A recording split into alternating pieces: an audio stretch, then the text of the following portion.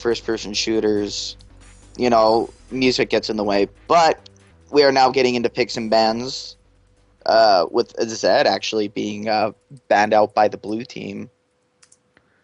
Well, I mean, if they were watching for the last game at all, I wouldn't want to see that Zed again. That was very, very powerful out of the mid lane.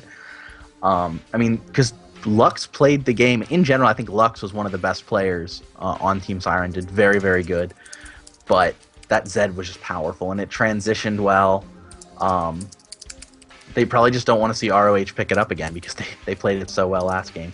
Sejuani is just, I mean, that's a fair game ban anywhere in the world. I think new Sejuani is incredibly powerful and a great team support jungler.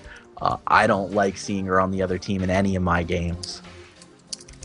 Well, okay, in your opinion, what makes Sejuani so strong and such a really good ban, especially with some of the some of the champions that we're actually seeing being banned right now? Well, see, it looks like there were 2 shots at mid lane with the Zed and Twisted Fate ban, just things you don't want to see or play against.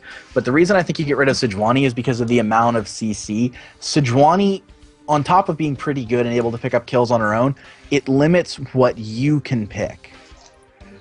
Because you have to have escapes. You can't bring things onto your team when you're playing against a Sejuani that can not get out of fights, that don't have high mobility to deal with all of the slows, all of the stuns and CC. So I think it really limits particularly your top lane picks. Now, Ezreal being the first pick up here is very smart. The Lee Sin ban is a mixture of interesting and saddening because I love Lee Sin play. But I don't know if that's targeted at someone specifically or just something ROH is like, you know what? We don't want to play against this. We don't want to see a Lee Sin come in against us. Possible Sona lock-in. I think that's usually a good way to go. When you see an Ezreal locked in, you take the Sona away from Ezreal, especially with Thresh also banned. Okie dokie, I am back. Because as we saw last game, Ezreal Sona is just not fun for anyone on the other team. Ooh, quick Hecarim grab there. We saw Hecarim be very, besides feeding First Blood, being very, very effective last game, something I would want to take away from ROH. I would want to see it back in lane, because the thing was, not only did he do a decent job of coming in, getting his CC down, getting kills, but so many times he got out of situations he had no business getting out of because of his speed, because of his escape. I hope this Alistar's locked in. That would be very fun. That would be actually... I do enjoy, Alistar as a support. I played Alistar top Season 1, and I missed that. That was like the most fun I've ever had in League of Legends. But he's still a very, very good support. And he provides a good front line. He lets you take some interesting picks in other parts of the map because you now have your tankiness coming out of your support. I think Alistar and Thresh are really the only supports that provide that well. And we do have a Thresh ban. Leona can do it to an extent, but I think Leona tends to be... Other teams attempt to avoid Leona less than fight Leona, whereas I think Alistar and Thresh tend to draw the attention of the enemy team. So I think they're kind of the best tank replacement supports. We're seeing that Sona Varus, I don't know if I agree too much. Like you were stating earlier a couple games ago, where Varus's poke, he does have his Q, but it's not as strong as Ezreal's. But yeah, if you mix that in with the Sona, that I actually prefer a Taric with a Varus. I don't know what your opinion on is, like, what's the best support for certain ADs, but in my personal opinion, I really think a Taric mixed in with the Varus is really nasty. It's definitely a good combination, but I don't think Sona's a bad pick by any means. It basically is just continuing to go after that poke lane. The Cho'Gath pickup, not surprising and not a bad pick. Cho'Gath was a big factor in last game once we were able to kind of break away from that top lane phase. Be interested to see who he's fighting against top lane, because if we did have blue team watching the previous matchup, then they probably know. They would know not to pick Kennen. Well, they would know not to let Cho'Gath get farmed and then not go down that tanky build initially and start with a Liandry's. if they were paying attention to that last game, they're going to want to stop that. So I'm interested to see what they pick to go against that. Orianna would be interesting in the mid. But it looks like we might actually have an Aurelia. Haven't really seen that many Aurelias being played in general lately. Well, I mean, you can only nerf them so many times before people just give up on trying to learn her. She did need a nerf just plain and simple a while back, especially with the Wits End build. But I would actually like to see a Wits End Blade of the Rune King build on her now, especially if she is going to go top against a Cho'Gath. Yeah, the Nautilus pickup is really interesting for the jungle. I think that means we're going to see a mid Kha'Zix again, so that'll be the second time in 3 games. It's definitely powerful. Against Orianna, it can have mixed results. I mean, you have the ability to get really on top of Orianna, who's not naturally tanky, but if Orianna does a good job shielding, you can find yourself a lot of times basically standing right in front of Orianna, having blown your entire damage combo, and just waiting for her to punish you for it. So I can see where it can also be a problem. Absolutely, and as we are about to get into Skintimidation here, and we do see, let's see if the summoners are removed. No, they are not removed yet, so I will keep my mouth shut. You guys want me to step in on this game now that I got everything sorted out? What? No, Hawkeye and I are having fun. Hawkeye and I are bros. Fine, I see how it is. Anyways, unless Hawkeye has to go. While you guys are in the loading screen, so everybody knows, we've gone ahead and added a Spanish-speaking chat moderator. This is both to the obviously English-speaking individuals, as well as anybody who speaks both languages. You're asked to keep things respectful in here, as the moderator has been informed that he is able to be very, very liberal with the banhammer today. That means that anything that is deemed offensive will be taken out immediately. That is all. Have a good day, guys, and enjoy the tournament. Thanks, Mom. Wow. That wasn't strange at all, Grizz. I'm gonna check my aspirin real quick. We are still sitting through the delay here. I'm waiting for the summoner blockers to come down so we can see what everybody's... Well, since I'm still watching off stream and waiting to spectate, I can see what everybody's got. I think they can come off at about a minute. But I'm interested to see. I think the mid lane matchup is going to be the biggest factor in this game. The bottom lanes both have good poke, but I don't really see like last game where one really beats the crap out of the other. Yeah, we got double barriers, double exhaust. I mean, I don't see that lane going strongly one way or the other without serious jungler support. Mid lane is going to be where I think the real battle is, because that can go very much in Kha'Zix's favor, but just as much as he can win that lane for himself, he can lose it for himself too. Top lane, you got 2 farm champions. Like, neither of them wants to be in an early fight. They both want to get their items and then start, beating the crap out of each other, and I don't see them trying to fight early. Absolutely, and I'm looking, and I say this all the time. When I first started playing League of Legends, it's actually about a year ago, and when I found out the summoner spell of teleport, I'm like, teleport OP. We're not seeing one this game, but I loved the summoner spell teleport, because my friend always played Shaco, and I always played Swain in middle. So whenever he went down bottom to gank, throw a box down, I would teleport in and change, a 3-on-2 or even a 3-on-3 to a 4-on-3, and we would just wreck. I'm not seeing that summoner spell used quite often, but when I do, it is a lot of fun, because you just change team fights. You might be risking losing a tower out of it if that person says, oh, hey, he teleported bottom, I'm pushing, I see the jungler there, mid still in mid, I'm going to go ahead and push out this tower because that person teleported.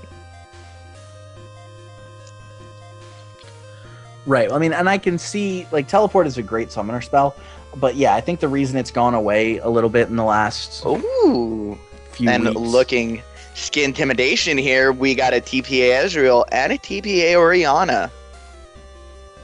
Actually, Those the only TPA person skins are pretty awesome. Yeah, unfortunately, the only person on that top team, and I believe top team is the doubleliftxoxo.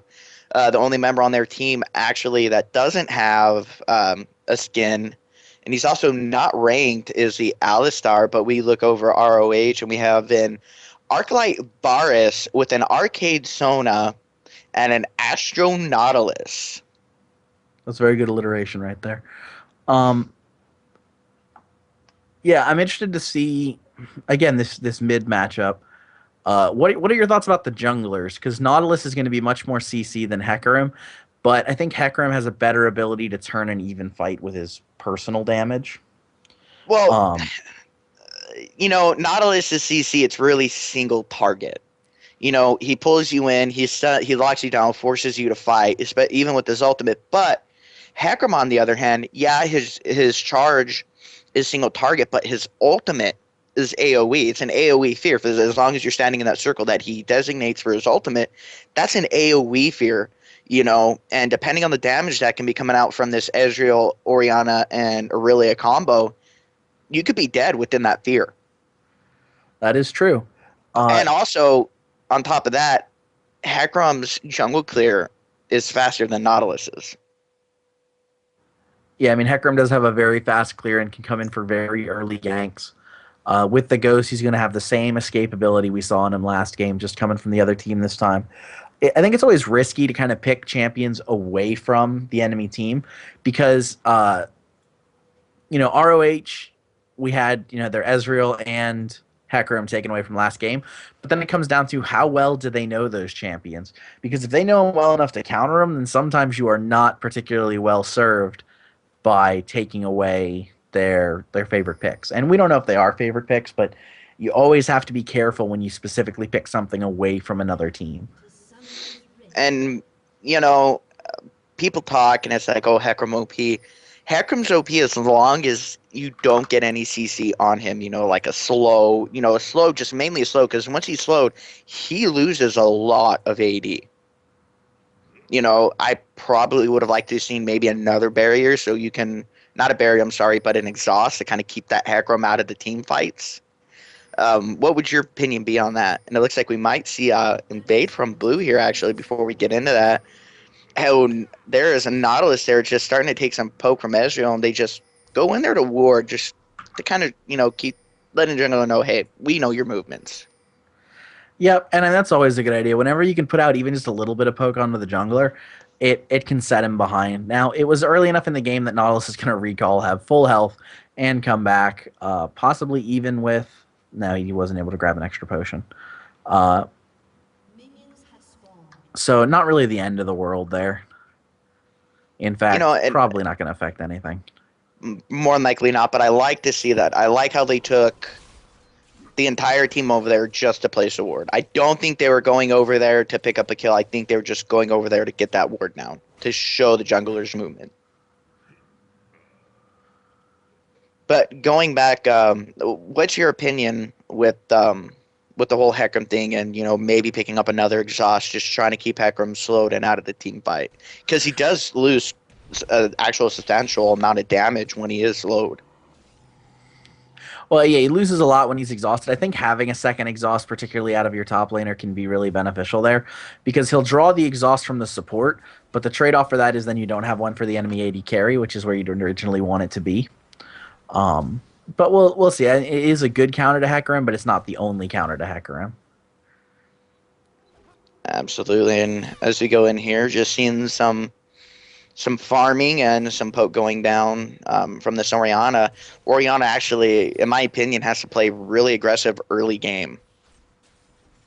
Well, you have to get that poke out before Kha'Zix has his combo, because once he has his combo and probably an evolved W, he's going to get much harder to deal with. And we see Hecarim here jumping down, trying to steal blue away from this Nautilus, just, you know, forcing actually Nautilus back. Nautilus is slow, but Hecarim could be in trouble here now that Kha'Zix is coming up, and the Ignite does go down on the Hecarim. Hecarim looks to be in a lot of trouble. We do see Orianna there to push him back, and the Ignite does go down on the Nautilus, but it won't be enough to pick up that first blood.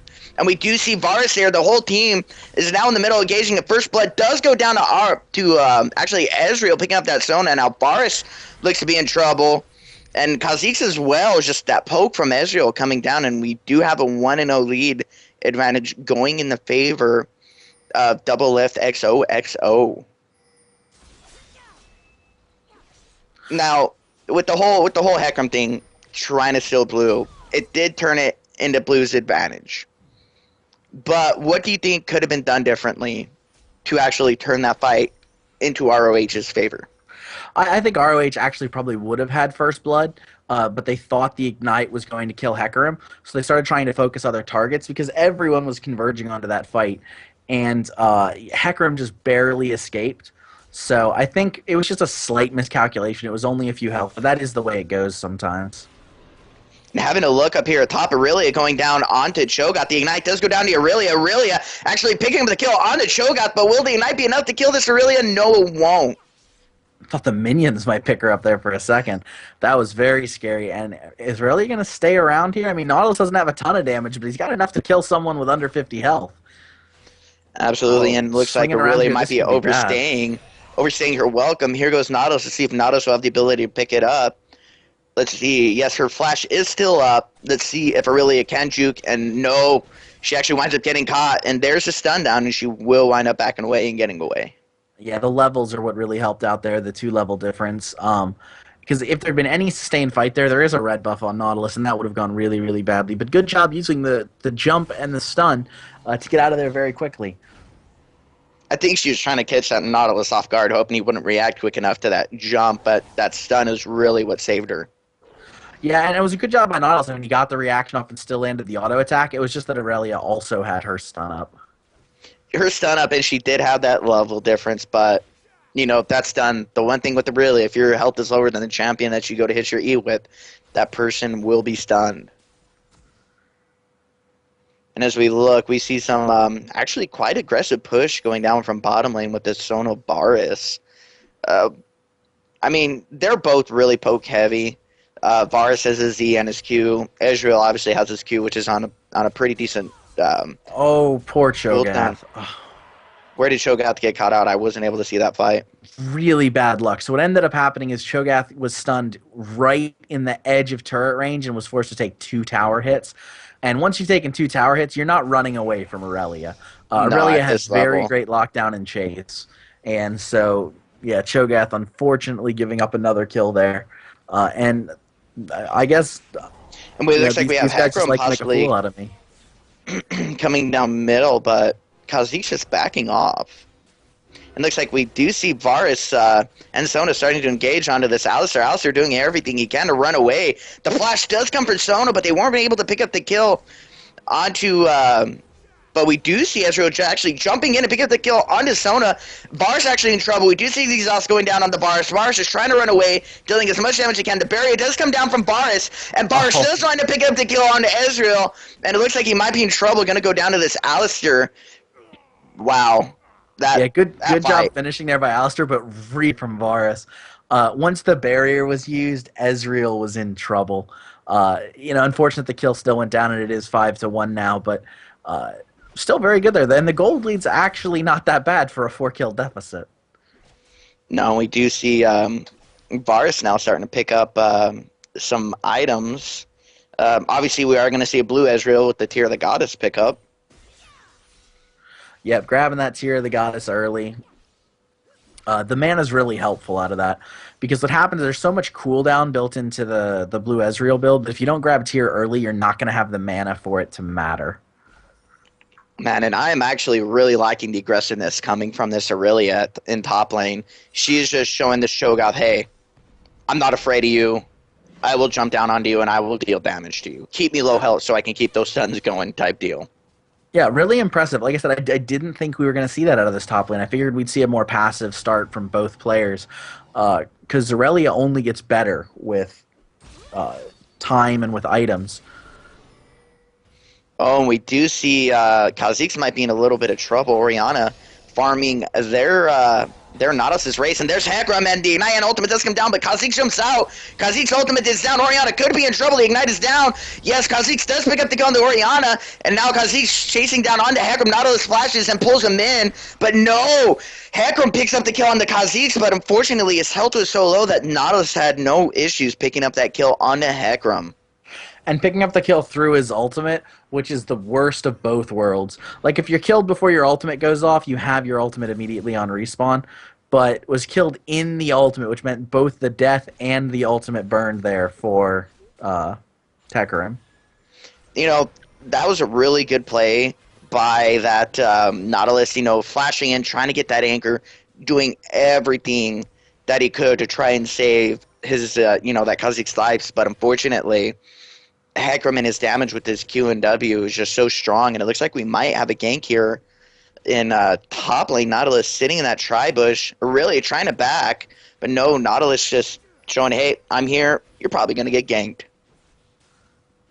Let's see if they do anything with this, and it looks like no, Aurelia will be able to back away freely and leave actually 2 members from ROH to wreak havoc on this turret. Yeah, and that's one of those things. Aurelia knew she was going to give up tower damage. I don't think they'll be able to completely take the tower down, but there is going to be a lot of damage here. Hecarim not heading that way, though. He's actually in the jungle trying to get caught out. The Crescendo's down. Hecarim's in a lot of trouble.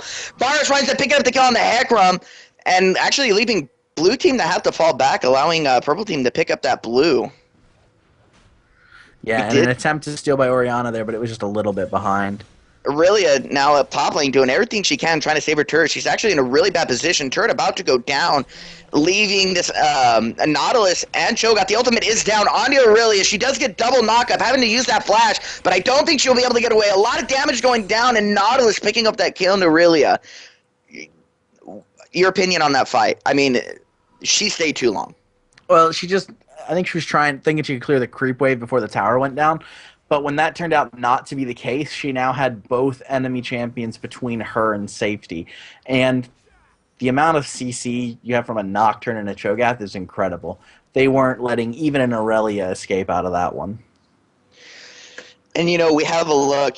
It was a 6-1 lead in the favor of doubleliftxoxo. And look at how quickly ROH was able to catch up. And, you know, these guys and their ability to not only kind of time their team fights, but know when to engage, know when to push a turret, know when, you know, hey, we are starting to get some wards now, let's all converge. Yeah, and I think that hyper-aggression we saw early game from DLX is starting to come back and haunt them a little bit, just because I think they continued it a little bit too long. Because they did have a significant advantage over the other team at early levels, but they kept the aggression up after that kind of mid-game started, and they are a weaker mid-game team. They don't really pick up again until late game, and so I think they just stayed a little bit over-aggressive. It looks like we might see a possible gank here from Hecarim. We do have the flash coming out from the South Star, but nothing able to come out of that. We do see the ultimate coming down from Hecarim, but Ezreal in a lot of trouble, having to flash away, leaving Hecarim alone to take damage from Sona and this Varus, and unfortunately it looks like Hecarim's going to go down, but we do see Nautilus now actually turning to engage on this Alistair. Alistair's ultimate is up. He's trying to run away. I don't know if he'll be able to escape this. We do have 4 members, and yes, Varus picking up that double kill, leaving bottom turret open to be taken out. Yep, and that was an unfortunate gank there. Both junglers were in, but Nautilus is now in that mid-game phase where he's bringing more to ganks than Hecarim is. Hecarim just doesn't bring the CC and the overall fight control that they need, and Nautilus brings it in spades. You know, really good job from that Cho'Gath, from their mid player, Chala, you know, saying, hey, look, I'm going to come down and help you guys. Let's get this bottom turret out of the way, and let's continue to push objectives. Let's open up that dragon for us, which they just took. You know, they're actually in a really good position. They have not as substantial, but a little bit of a pretty good gold lead over. Yeah, I mean, 3,000 is not the end of the now. world, but it's significant this early in the game. You know, okay, you know, right now we look at the map, we look at the objectives, we look at the gold lead, we look at the item builds. What does DLX need to do to be able to get themselves back to this game. And we do see Nautilus right now engaging this poor Hecarim at his blue buff. And we do see Aurelia starting to come up, but Aurelia actually in a lot of trouble because Kha'Zix is there as well with Nautilus. Nautilus continuing to turn, but no, disengages, not knowing where the rest of DLX is. Yeah, and good awareness there, not to get caught into a fight they couldn't win. I think that's where we're really starting to see ROH's just kind of team synergy and skill here. They aren't getting themselves in over their heads in fights, and they seem to have very, very good communication. And we do have a lot of, actually, looks like pings going down here. Bottom letting the team know that, hey, they just put a ping down here by Dragon. And they're going to back off.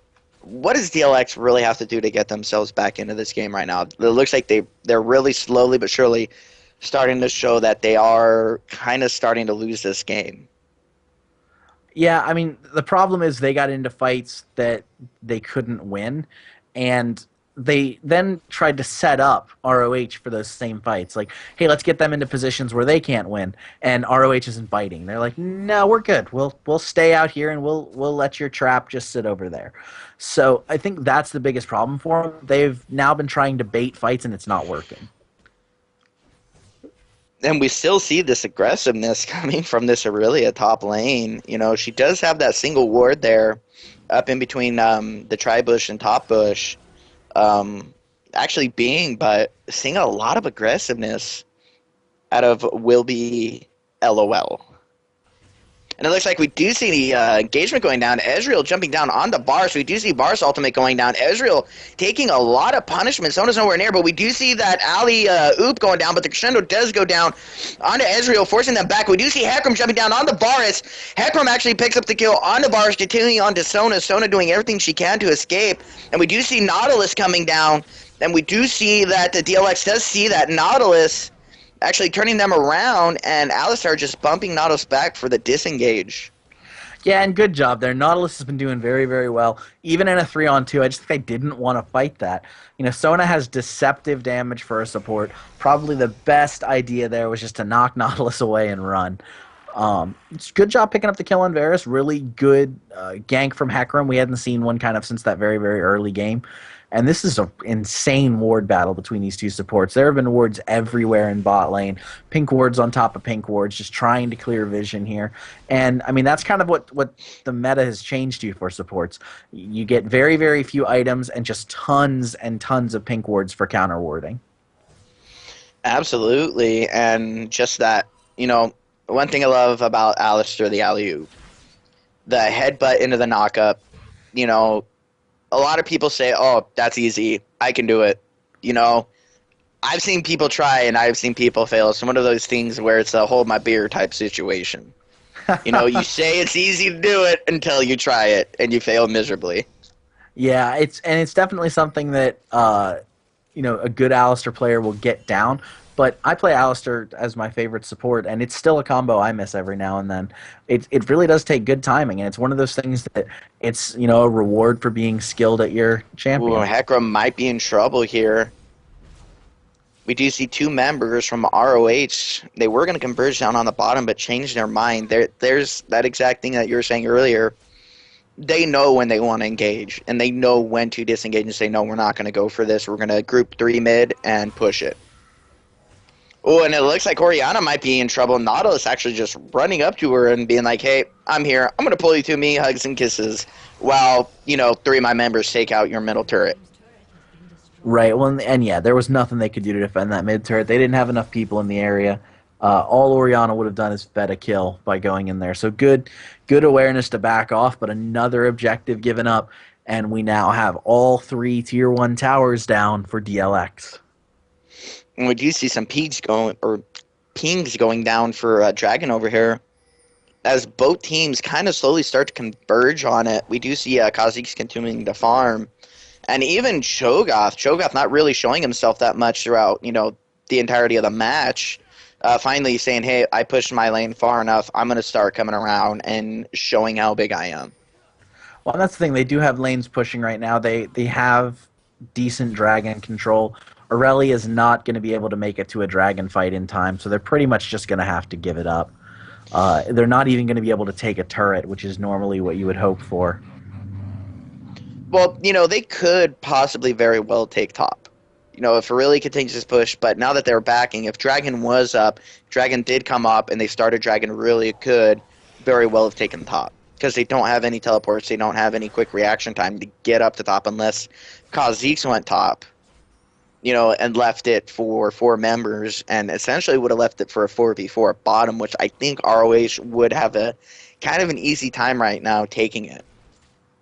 Yeah, I mean, any even fight is going to tend to fall towards ROH right now because they have a better mid-game team. The gold difference is still only 3,000-ish, so it's not out of hand. But it can be problematic here. Ezreal going to spot that out, but not in time to steal. There's an Ezreal. Don't know if they'll be able to take it. Nope. There's a late Hecarim ultimate, and both teams just back away. That's now what? 2 objectives, 2 dragons for ROH. Yeah, and that's going to continue to bring things in their favor gold-wise. The problem is that they took that without Cho'Gath, and there wasn't able to be a push top. And, unfortunately, I think right now, I don't know what your opinion is. I really think DLX needs to, if they don't have that stronger, as you said, mid-game, I really think they need to start to counter-push. They need to start sending people up, either have a push top or just send Ezreal bottom to try and push it out and just try to hold the team as long as they can in the middle just to try to pick up some objective, pick up a objective. I don't know what your opinion would be on that. I mean, that's the thing. They need to find something's got to give because they're slowly following further and further behind. And this is a little bit of what we saw last game. Team Siren lost their outer towers, and that was really the point in the game where they had to make something happen or it would slowly fall away from them. And ROH is showing the same composure they had last game. They've got this first set of towers down, and they're just not giving anything big up. They're going to slowly take this game, and I don't know if they're going to give DLX the opportunity to come back into this. Aurelia was playing super aggressive against this Cho'Gath, which was working until they took that top tier down, which kind of forced her to have to kind of start to play defensive, even though she was still continuing to play highly aggressive without that turret. And as you see, she's doing it again. She's being highly aggressive against this Cho'Gath. And as the Cho'Gath is so big, nothing's going to come from it. I mean, really, in all honesty. Yeah, we're not at the point anymore where Cho'Gath is going to die to that. In early game, he definitely was, and part of that was getting caught under tower and some of those small mistakes. But he's at the point now where he regens just fine. He's really not concerned. The Aurelia poke is just not a big deal to him. They need to get into team fights where Aurelia can start taking down targets again, because that lane matchup is not where she's going to do it. Oh, Alistar getting caught out here in their own jungle. Varus picking up the kill onto that Alistar with 4 members from ROH. Looks like they're going to bully this bottom turret down. And Unfortunately, Cho'Gath is in middle, having to force 1 member to stick middle, forcing that 3v4 in bottom lane. I mean, I don't see this going in favor. And there goes Nautilus with the engage down on the Hecarim, but turning around, ROH is a little too low with Sona for that engage. And, she still does have her crescendo. So, yeah, crescendo is still up there. They never really got a good opportunity to use it or to jump in. We see the Hecarim initiate there with his ultimate, and it looks like a lot of damage actually going down. We do see the crescendo coming down on the Aurelia, but Aurelia does want to pick up the kill on the Sona. Kha'Zix jumps back into the fray. Varus getting that double kill. 4 members down. Alistar just had to back off. Or actually, Alistar wasn't even in the team fight to begin with. This is a free bottom tower for ROH right now. Yeah, I would say probably a free inhibitor tower too. Very, very good team fight by them. They split everybody off correctly. I mean, they really only lost Sona, which is a very acceptable loss for a team fight. The focus on the support was not where Aurelia should have been. Aurelia should have been trying to lock down Varus, but yeah, just way too much damage coming out there. And part of that is Kha'Zix. Kha'Zix was mobile. He was in every part of that fight, laying down tons and tons of damage and basically just wrecking that for DLX. In all honesty, the way I could have seen that team fight actually turning into DLX's favor is if Hecarim and Aurelia both, you know, Hecarim ulted over everybody to hit that ultimate down on the bars, so really jumps down on the bars, taking him out, and then switching over to that Kha'Zix. You know, I really could have seen that going into DLX's favor. They had that, you know, pretty much that ambush on him very well. Very well played, except the execution of taking out that AD carry. Not even the AD carry. The AD carry was over the wall. He wasn't in the fight that entire time. It was at Kha'Zix. As soon as Kha'Zix got that reset on his jump, killing that Aurelia, you know, that was GG. Jump over, back over that wall, get into the fray, dealing, as you said, tons and tons of damage. You know, at this point in the game, what does DLX have to do to be like, okay, guys, you know, we're down, we're low. What do we have to do to turn ourselves, you know, to get us back into this game? Well, it's the same thing as last time. They were kind of losing by inches, and it's these consistent fights. They've got to get one that they set up correctly. You know, having Alistair picked off at the beginning there did nobody any good. And so it definitely became a long-term problem for them. I don't know what kind of situation they'll find themselves in where they can set up a fight just because they've lost so much map control. But it's definitely going to be a problem for him. Looks like we might see an engagement here. Hecarim actually all by himself getting cut out. The Crescendo does come down from Sona. Bar's picking up the kill onto Orianna, forcing DLX to actually turn back. Kha'Zix picking up the kill onto Hecarim, and it looks like this will be an easy Baron for ROH. Yeah, the smite being down there pretty much destroyed that for him. With Hecarim dying, it was a really, really good bait. That's a very good spot to hide inside Baron. The Crescendo got Hecarim and Orianna, who were just nuked down immediately. Really, really good play from ROH there. And I actually have to give it to DLX. As soon as they saw, you know, Hecarim go down and then Orianna, they backed out instead of continuing on to get that ace. You know, they still have 3 people up to defend, you know, but it does leave a free Baron and a free Dragon for ROH to pick up. Yeah, and I don't think there's anything that's going to be able to be done to stop them here. Yeah, Dragon goes down really quickly. The gold lead is now up to about 12K. And again, they're slowly taking this game. They are not giving up anything big. Without a severe mistake made here by ROH, I think they're going to be able to slowly tighten the noose here and finish off DLX. You know, I think I fully agree with you there. I think what DLX really needed was a really good Baron fight to their advantage, and that just didn't happen. You know, Sona's Crescendo was up, caught out Hecarim and Orianna, and unfortunately that right there, you have one of your main front lines other than Aurelia taken out so quick that there's no way to contest that. And without that Baron fight, I'd have to agree with you. I don't think DLX can turn this around. And I mean, if you even have a look at the item builds, you have, okay, screen please work. Cho'Gath now. Cho'Gath actually taken a little bit different approach to his build this game. If you have a look there, picking up that Sunfire and that Abyssal Scepter. I think it just has to do with the difference of lane partner, the difference of fighting a Kennen versus fighting an Aurelia. The earlier tankiness was probably much more helpful. The Abyssal is better because he's going to have people in melee range. Abyssal not as effective against Kennen because of the range. So good adaptability on the build there. And it looks like we have ROH here. Yes, ROH, he does. The Crescendo does go down onto Ezreal. Ezreal in a lot of trouble. Bar's picking up the kill onto Ezreal. Cho'Gath getting the Aurelia. Nado's picking up the kill onto Hecarim. And Bar is getting that Orianna, forcing Alistair to try to turn back, but no. Actually, Cho'Gath picking up the double kill, and that will be an ace and possibly a GG. Yes, we are getting the GG called out, and the surrender does go down at 27 minutes and 8 seconds with ROH at 19 kills to DLX's 8. With C3-4 with almost at a 14K gold lead. Yeah, and that Nautilus hook there pretty much sealed it. Once Nautilus landed that onto Ezreal, that fight was as good as done. Sona was able to come in and get the Crescendo, and once Ezreal was gone, there was no other way. Like, they lost the poke and the ability they needed to defend that tower. Again, very good play by ROH. They seem to have a strategy of slowly taking one objective at a time and slowly pushing in to win games. We've never really seen them go for like a Hail Mary all in to try to win these, and they haven't had to. They haven't had to take those risks. So very solid play by them as a team.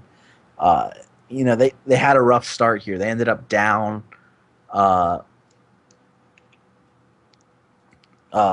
was it, 5-1 in the beginning, and turned it around. Very, very impressive play from them. 2 games in a row.